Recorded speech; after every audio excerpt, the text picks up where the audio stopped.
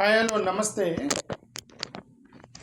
నిన్న ఏ పొలిటికల్ పార్టీకి ఎంత డొనేషన్స్ వచ్చాయి అనే దాని మీద కొద్దిగా రిపోర్ట్ వచ్చిందనమాట.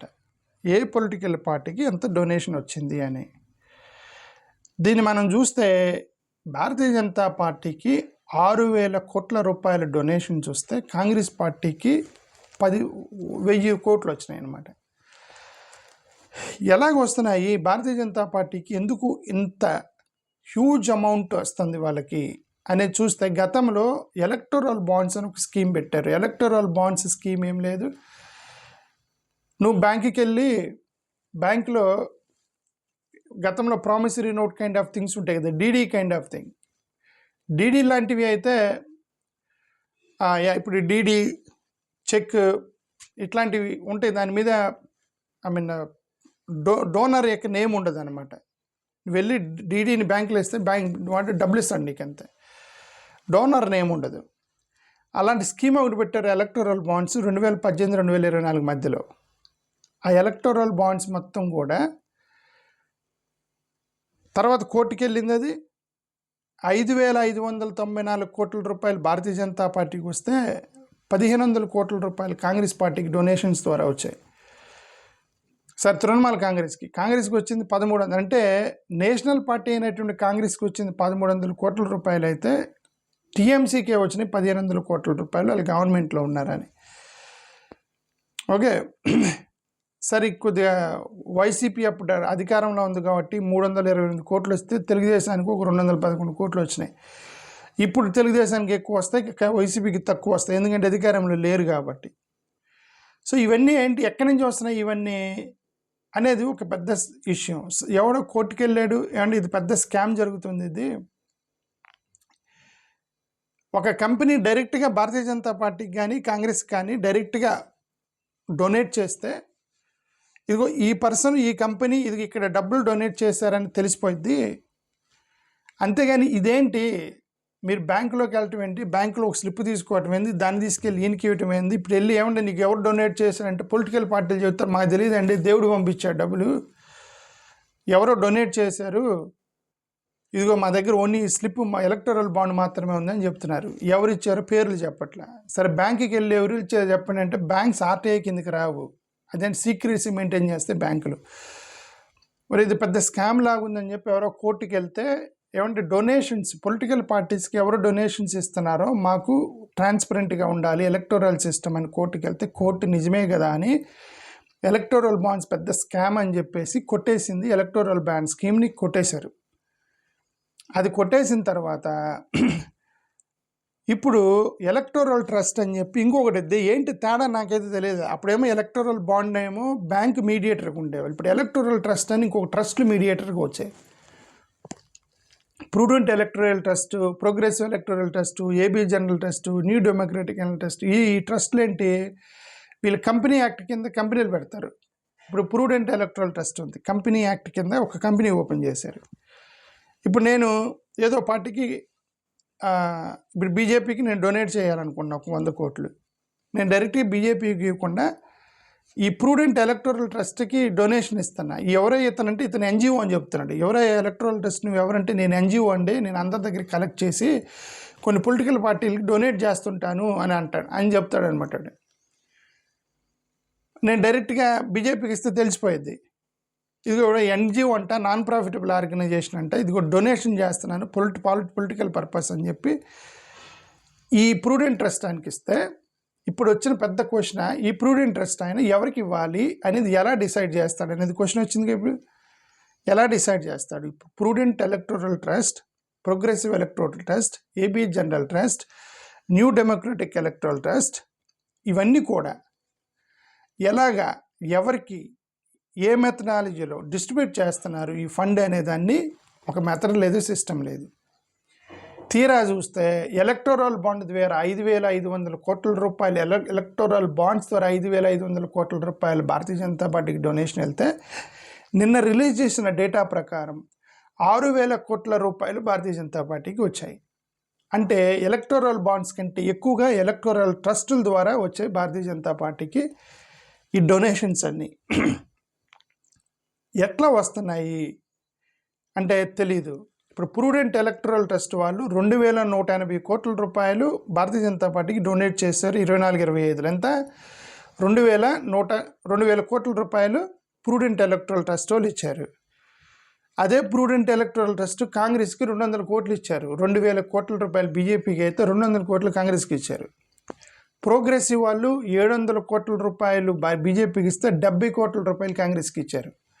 10% అనమాట, 90% బీజేపీకి 10% కాంగ్రెస్కి ఇచ్చారన్నమాట. ఏపీ వాళ్ళు 600 కోట్లు అయితే 15 కోట్ల రూపాయలు కాంగ్రెస్కి ఇచ్చారు. అంటే ఈ ట్రస్టులు ప్రూడెంట్ కానీ, ప్రోగ్రెసివ్ కానీ, ఏపీ జనరల్ కానీ, న్యూ డెమోక్రటిక్ వీళ్ళందరూ కూడా ఎలా డిసైడ్ చేస్తున్నారు? నువ్వు ఎన్జిఓ అయితే నువ్వేం చేయాలి? 50% ఇవ్వాలి కదా. నేను ఒక ఎన్జిఓని, ఎందుకంటే పొలిటికల్ పార్టీలకు డొనేట్ చేస్తున్నాను, ఒక ఎన్జిఓ పెట్టాను, మీరు డొనేట్ చేయండి పబ్లిక్ అన్నారనుకోండి, అందరు కలిసి తలా 10 రూపాయలు వేసారు, నాకు 100 రూపాయలు ఉన్నాయి. ఇప్పుడు నేను ఎన్జిఓని, ఇదిగోండి ఒక్కసారి రూలింగ్ పార్టీ వాళ్ళు, మీరు రూలింగ్లో ఉన్నారు కాబట్టి ఇదిగోండి మీరు ఇంత తీసుకోండి, ఒక 60 కోట్లు ఇస్తున్నాను, ఇదిగో 10 కోట్లు 40 కోట్లు కాంగ్రెస్కి ఇస్తున్నాను. ఏదో ఒక మెథడాలజీ ఉండాలిగా. నాకేం లేదు, 90% రూలింగ్ పార్టీకి ఇచ్చేసి 10% కాంగ్రెస్కి, టీఎంసీకి ఏదో తిడతారని చెప్పి 100% అయితే మరి దారుణంగా ఉండిద్ది అని చెప్పేసి ఏదో అట్లా విధులు ఇచ్చారనమాట. ప్రూడెంట్ వీళ్ళందరూ కూడా. How come these trusts are distributing? What is the methodology of distributing to different political parties? Nobody knows. ఆ 10% కూడా ఏదో తిడతారని మరి బ్యాంక్ స్టేట్మెంట్ తీస్తే ఏమైనా 100% ఎట్లా ఇచ్చామని చెప్పి తిడతారని ఇచ్చినట్టుగా ఉంది అది. అంతే కదా. 2000 కోట్లు బీజేపీకి అయితే 200 కోట్లు కాంగ్రెస్కి, 600 కోట్లు బీజేపీకి అయితే 60 కోట్లు కాంగ్రెస్కి 10% ఇచ్చారనమాట. ఇది గతంలో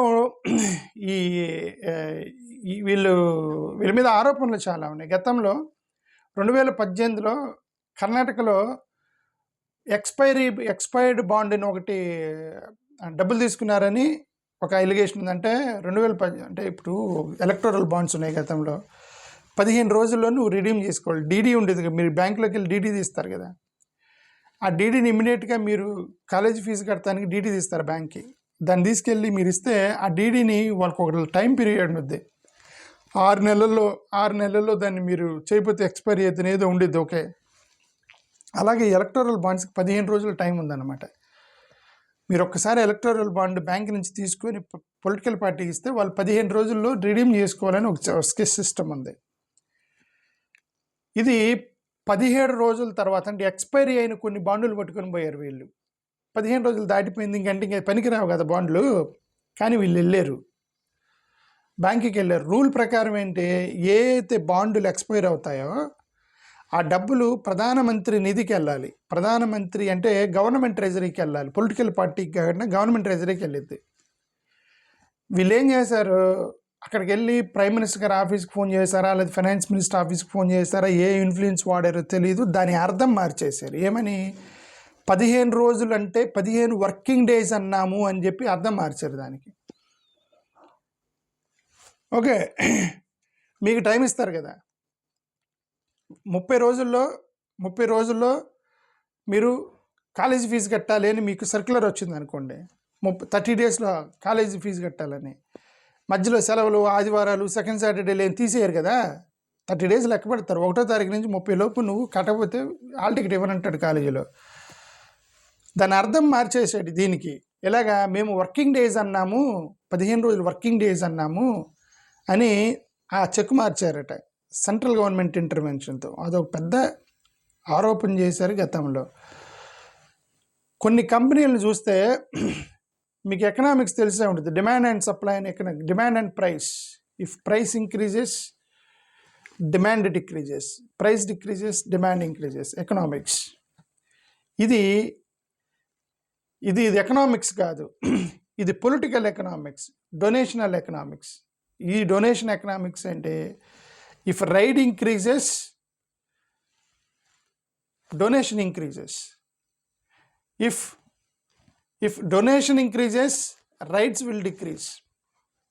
ఇది ఒక ఎకనామిక్స్. ఇక్కడ చాలా కంపెనీలు ఉన్నాయి. ఆ కొన్ని కంపెనీలు చూస్తే ఆశ్చర్యం వేస్తాయి. ఈ కంపెనీలను చూస్తే మేఘా ఇంజనీరింగ్ కాలేజ్ కాదు, మేఘా ఇంజనీరింగ్ కంపెనీ వీళ్ళు 800 కోట్ల రూపాయలు బీజేపీకి డొనేట్ చేశారు.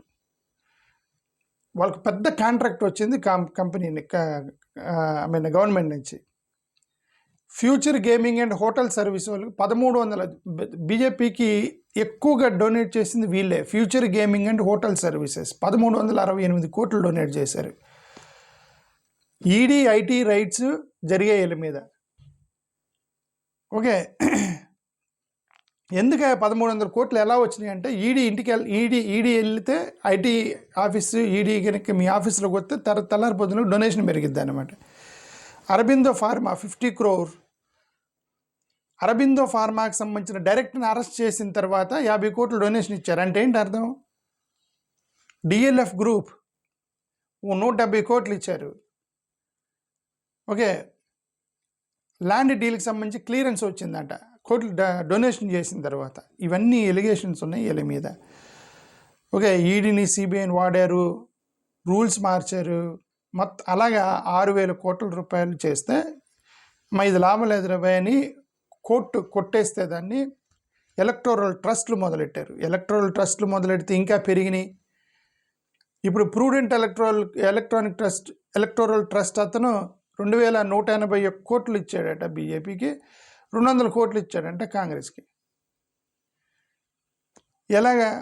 సరే, దానికంటే ఇది బెటర్. ఎందుకంటే డోనర్ నేము వీళ్ళు చెప్పాల్సి వచ్చింది. ప్రూడెంట్ వాళ్ళు, ఏపీ జనరల్ వాళ్ళు, వీళ్ళందరూ డోనర్స్ ఎవరంటే డోనర్ లిస్ట్ ఇవ్వాల్సి వచ్చింది. గతంలో బ్యాంకుకి అది లేదు సిస్టమ్. దాంతో పోల్చుకుంటే ఇది బెటరు. బట్ ఇక్కడ ఓన్లీ ప్రాబ్లం ఏంటంటే 90% బీజేపీకి ఇచ్చి 10% కాంగ్రెస్కి ఇచ్చేయటానికి ఈ యొక్క ఎన్జిఓ యొక్క మెథడ్ ఏంటి అనేది నోబడీ నోస్. మళ్ళీ మధ్యలో ఇతను కూడా వాడుతున్నారని అర్థం. ఓకే, నువ్వు వెళ్ళి ప్రూడెంట్గా అంత ఇవ్వు, అతను నాకు 90% డొనేట్ చేస్తాడు, నీకు ఇలా కాంట్రాక్ట్, ఇదేమో బయట అనుకుందేమో మనకు తెలియదు. అవన్నీ మనం ఇప్పుడు ప్రూవ్ చేయలేము ఇవన్నీ కూడా. ఓకే, బట్ కొన్ని కంపెనీలు అవి చూస్తే ఏం జరిగిద్ది అనేది మనకు అర్థమైంది. కొన్ని కంపెనీలు చూస్తాం. ఓకే, చూడండి, మీకు కొన్ని కంపెనీలు చెప్తున్నాను. ఈ కంపెనీలన్నీ కూడా ఎంత డొనేట్ చేశారు. సోమ్ డిస్టిలరీస్, ఇతని ఆఫీస్కి జిఎస్టీ రైడ్ జరిగింది 2020లో. సోమ్ డిస్టిలరీస్ జిఎస్టీ రైడ్ జరిగింది 2020లో. ఐటీ రైడ్ జరిగింది 2023లో. సిసిఐ రైడ్ జరిగింది 2021లో. 7 కోట్ల రూపాయలు బీజేపీకి డొనేట్ చేశాడు. రైడ్ చేసినటువంటి పార్టీకి ఎవరైనా డొనేట్ చేస్తారా? జనరల్గా ఒక పొలిటికల్ పార్టీ కక్ష పెట్టుకొని నీ ఆఫీస్ మీద దాడి చేసింది, నీకు కోపం వచ్చేది ఆ పొలిటికల్ పార్టీ మీద. ఈ నాయకుడు నన్ను టార్గెట్ చేశాడు, నేను ఇటుకు ₹1 కూడా ఇవ్వను, నేను అపోజిషన్ పార్టీ అది జనరల్ నోషన్ కదా. అది కాదు. డొనేషన్ చేశా, నీ మీద రైడ్ చేసిన పార్టీకి నువ్వు డొనేషన్ చేసావు అంటే అర్థమైంది, నువ్వు నాకు ఇవ్వకపోతే నీకు డొనేషన్స్, నీకు రైడ్లు చేస్తానని బెదిరించినట్లు లెక్క. ఇవన్నీ కూడా బెదిరించినవని అర్థం. ఎస్ఎన్జే డిస్టిలరీస్ ఐటీ రైడ్ జరిగింది, 7 కోట్లు ఇచ్చారు. ఐఆర్బి ఇన్ఫ్రాస్ట్రక్చర్ సిబిఐ రైడ్ జరిగింది. ఏఎస్ ఆస్ట్రా లిమిటెడ్, ఇవన్నీ కూడా ఐటీ రైడ్లు. Astra limited, Shri cement, PSV private limited, Christy Friedgram, Yashoda hospitals IT raid జరిగింది. హెట్రో ఫార్మా ఐటీ రైడ్ జరిగింది. Future gaming and hotel services IT raid. Cals distilleries, Chirpal industries, Lalitha jewellery, ఇవన్నీ కూడా IT రైడ్లు జరిగినాయి. వీళ్ళందరూ ఎంతో కొంత డొనేట్ చేశారు. ₹1 కోటి నుంచి 10 కోట్ల వరకు డొనేట్ చేశారు. బీజేపీకి డొనేట్ చేశారు, పార్టీకి. ఐటీ ఆఫీస్కి వస్తే నువ్వు డొనేషన్ ఇవ్వాలన్నమాట పార్టీకి. అరబిందో వాళ్ళు ఈడీ రైడ్ జరిగింది లిక్కర్ స్కామ్కి సంబంధించి. అరబిందో వాళ్ళు 10 కోట్లు డొనేట్ చేశారు. సింటెక్స్ ఇండస్ట్రీస్ ఈడీ సెర్చ్ జరిగింది. హల్దీరామ్ స్నాక్స్ ఐటీ రైడ్ జరిగింది. ఓకే, మహాలక్ష్మి వాళ్ళకి సిబిఐ రైడ్ జరిగింది, 11 కోట్లు ఇచ్చారు డొనేషన్. సిబిఐ రైడ్ జరిగితే పసిఫిక్ ఎక్స్పోర్ట్ వాళ్ళు 18 కోట్లు ఇచ్చారు. సిబిఐ రైడ్ జరిగింది 2013లో. మేఘాలయ సిమెంట్ 4 కోట్లలోని. ఇవన్నీ కూడా సలార్పూరియా సతీవా ఈడీ కేస్, ఇన్వెస్ట్మెంట్ ర్యాకెట్, పెద్ద కేసు వీళ్ళ మీద 13 కోట్ల రూపాయలు బీజేపీకి డొనేషన్ చేశారు. అంటే ఒక ర్యాకెట్ ఒక స్కామ్ ఎదుర్కొంటున్నటువంటి ఒక కంపెనీ సిబిఐ రైడ్ చేసిన తర్వాత పొలిటికల్ పార్టీకి, అదే పొలిటికల్ పార్టీకి డొనేషన్ చేయటం అంటే ఏంటి? ఇవన్నీ కూడా బెదిరించి తీసుకున్నారనేటువంటి ఆరోపణలు. కొన్ని బెదిరిస్తే కొన్నేమో కాంట్రాక్ట్లు ఇచ్చి తీసుకున్నారు. ఇప్పుడు mega engineering and infrastructure limited వాళ్ళకి 584 కోట్ల రూపాయలు డొనేషన్ చేశారట గతంలో బాండుల ద్వారా. వాళ్ళకి లిఫ్ట్ ఇరిగేషన్ ప్రాజెక్టులు వచ్చాయట. పొలిటికల్ పార్టీ చేసిన ఫేవర్, డొనేట్ చేసినందుకు. డిఎల్ఎఫ్ గ్రూప్ వాళ్ళు అలానే చేశారు. అరబిందో ఫార్మా, ఫ్యూచర్ గేమింగ్, వీళ్ళందరూ కూడా చాలా, టాటా గ్రూప్ వాళ్ళు వీళ్ళందరూ కూడా, జిందాలు. ఓకే, సో ఇంక ఇవన్నీ అదే చెప్తుంది, డొనేషన్ చెయ్యి, రైడ్ నుంచి తప్పించుకో. రైడీలు పెంచు, డొనేషన్స్ వస్తాయి. Simple concept. థ్యాంక్ యూ, నమస్కారం.